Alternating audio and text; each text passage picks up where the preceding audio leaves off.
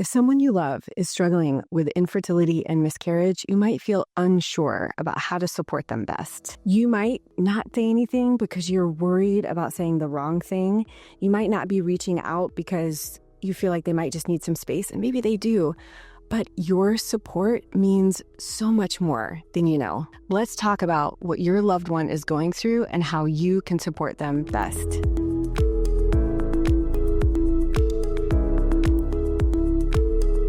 I'm Dr. Lora, Shahine, a double board-certified OBGYN and reproductive endocrinologist, helping people build families for 20 years and supporting people through fertility journeys. I had my own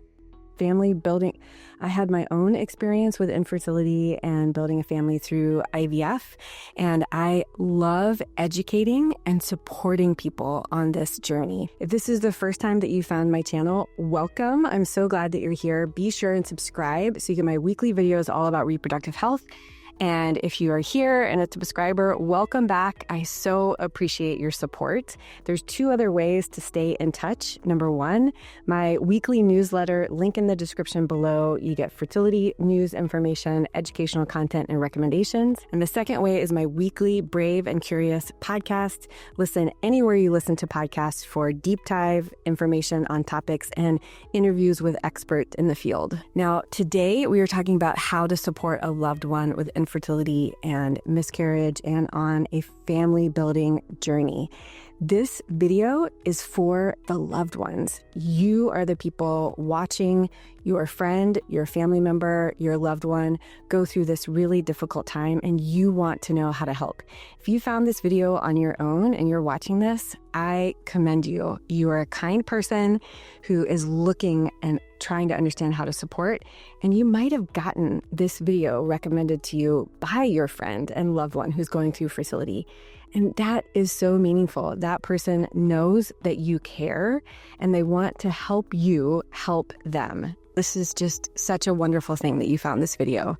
Now let's talk about how to support your loved one through infertility and miscarriage. We're going to go through 6 main topics today. Number 1, I want you to understand what your loved one is going through. Number 2, I want you to understand just how common infertility and miscarriage are. Number 3, I'm going to help you understand that your loved one does not need advice, they just need support. Number 4, I'm going to help you understand how you can support your loved one by learning more about their experience while not asking them to teach you. Number 5, I'm going to remind you not to keep asking your loved one how it's going. Let them lead this process. And number 6, I'm going to leave you with some solid ideas on how you can support your loved one with infertility and miscarriage. Now let's get to it. Topic number 1, I'm going to let you know exactly what your loved one is going through. Your loved one on their family building journey could be dealing with doctor's appointments, medications, medical bills, hormone shots, recovering from procedures, and a cycle of hope and heartache. A fertility journey is not only challenging physically, but it's also so challenging emotionally. And your loved one might be trying to deal with their own family, a job, and now this whole other part of their life where they're a patient that is doing medical things, trying to build their family, and not sure where this path is going to lead. Reminder that this fertility journey is not only physical and clinical appointments, it's emotionally challenging and deeply personal. So this means that your loved one might have less time to do the things that they used to do, and they might need some space to heal and recover on their own. They might be interacting with you a little bit differently, but it doesn't mean that they don't love you or care about you. They are just going through a lot, and they might be a little bit different, and I want you to understand why. Topic number 2, I want you to understand how common these issues are. 1 in 6 couples that are trying to build their family suffer from infertility. 1 in 4 clinically recognized pregnancies ends in miscarriage. And most miscarriages happen early in the first trimester, before people are showing, before a lot of people have shared that they've even been pregnant. And so your loved one could have had a miscarriage or even more than one miscarriage, and you might not have even known it. It's difficult to share both, I am having a miscarriage, but oh, by the way, I forgot to tell you that I'm pregnant. And sometimes when people need support the most, they are suffering alone. So infertility, miscarriage is more common than you may have realized. And I want you to understand that this is not your loved one's fault. Infertility can be for many different reasons. It can be a female issue. It can be a male factor issue. Up to 50% of times, there's a male factor fertility component in a couple that's having infertility. And especially miscarriage is no one's fault. The most common cause of miscarriage is a chromosome or a genetic issue within the embryo. It's not the person who is pregnant's fault that they had a miscarriage. That is a false assumption and perpetuated in society or in movies or just how we kind of talk to each other. But the science and the evidence show it's absolutely not true. Infertility and miscarriage is no one's fault. Struggling to build your family is common, and yet we don't talk about it enough. So your loved one could be feeling isolated and like they're the only one that this is happening to. And it's not true. And I just think increasing your awareness of how common this is going to help you understand a little bit more about what your loved one is going through. Topic number 3, your loved one does not need advice right now. They just need support. It is really common to jump to advice and trying to help people when they share a difficult situation with you. You want to provide a solution. And so often people can share, I had a miscarriage, or I'm thinking about doing IVF. I'm really struggling to build my family. And you might jump to, oh my gosh, I heard this diet can really help with fertility, or I just saw on Instagram that this supplement can be helpful. Or people will say, oh, why don't you just do IVF or just adopt or just relax? We can turn very quickly into advice when someone shares a struggle or a problem. But sometimes giving advice in that moment can actually make our loved one feel worse. You might say, what do you mean? I'm just trying to help. And I've heard that these things can help other people. Well, believe me, your loved one who's struggling with infertility, they know all of these same advice recommendations. They've probably been researching, they've been looking on Instagram, they've been talking to their medical team. So they know what's out there. And by your jumping to these conclusions, it can diminish their suffering or make them think like, gosh, maybe I really am not doing enough. So it's really different. If someone asks your advice, please share. But if they're just sharing their grief and their struggles and their problems, the first thing to do is to provide your support. And again, don't lead with giving advice, but just wait and see if that's what they're asking of you. Along this line, your loved one does not need to hear personal or other stories right now. They do not need to hear about your friend's neighbor's cousin who had 10 miscarriages before they finally had their beautiful baby. They do not need to hear about your friend's daughter who went through 4 egg retrievals to finally have their beautiful baby. These stories can seem hopeful, and you could be in all good places from your heart trying to share, hey, I know other people that have really struggled with this, but in the end, they got what they wanted. The issue with that is, number one, it can make your loved one feel like, oh my gosh, am I going to have to go through 10 miscarriages and 4 egg retrievals to get the family of my dreams? That can make them sink even lower. And I want you to know that infertility and miscarriage is not the grief Olympics. We don't need to compare other people's journey with the loved one who is sitting in front of you. There is no room for comparison, because if you're sharing other people's stories that seem worse because you're trying to help that person in front of you feel better, honestly, it can just diminish what they're feeling. Grief is grief. It doesn't matter how far along the pregnancy was when you lose a pregnancy, whether it's after a positive pregnancy test or significantly later in the pregnancy. I know it's different physically, but emotionally, it's still grief and loss of what you were expecting and hoping for. So leave comparison, leave advice out of your comforting your loved one, and just offer support. Topic number 4, it is not your loved one's job to educate you on what they're going through. That might sound a little harsh, but what I mean is infertility is complicated, and the options that are out there, treatment options, medications, can be interesting and confusing.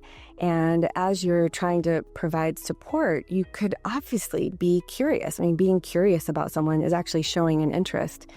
But don't rely on the person that is suffering and going through infertility and miscarriage and IVF to teach you about it. Of course, you can ask questions or show your support and love, but just one way that you might be able to really show your loved one is actually learning a little bit about it on your own.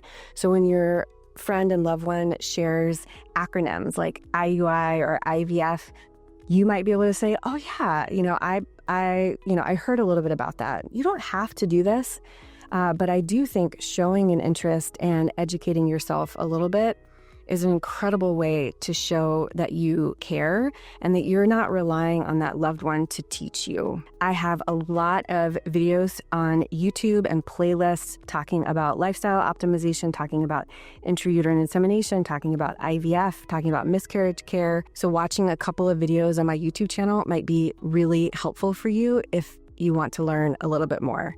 But again, just don't rely on the person who's in the middle of struggling to build their family to teach you about their journey. Topic number 5, do not ask for updates. Every once in a while, of course, check in. How are you doing? I'm thinking of you. But constantly saying, oh, did that IUI work? Or, hey, any updates? Sometimes that is a reminder in the middle of a moment that your loved one does not need to be reminded about what they're going through. So there's a difference between checking in. How are you doing? Hey, do you want to go get a cup of coffee? Do you want to go for a hike? Do you want to spend some time together? Checking in, thinking of you, little heart emojis. Those things are amazing, and it's not asking for anything back like updates.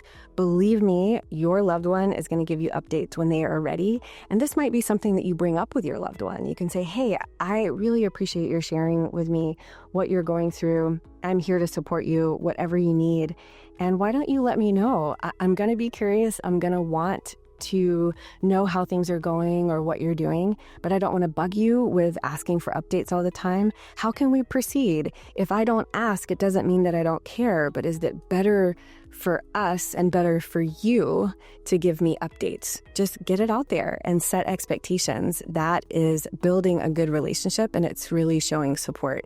You want to be there on your friend and loved one's terms. And part of it is just asking and setting expectations about how you can help. All right, final topic. What can you do? First of all, I commend you for watching this video. The fact that you care, or if your loved one shared this with you and you're still watching, you are an incredible person. And just being here and just learning and showing curiosity about how you can help, you've already started.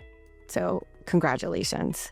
Some other solid tips of advice. Number 1, check in without expectations. So a little text, I'm thinking of you, a little, phone call, leave a voicemail. Just every once in a while, do you want to go for a walk? Do you want to go to a movie? Just little check-ins, but without expectation. Your loved one might need space, and that's okay, but they also do want to hear from you every once in a while. Number 2, offer practical help. Sometimes when people are in the middle of grief and you just offer, let me know how I can help, that can actually feel like a weight on that person.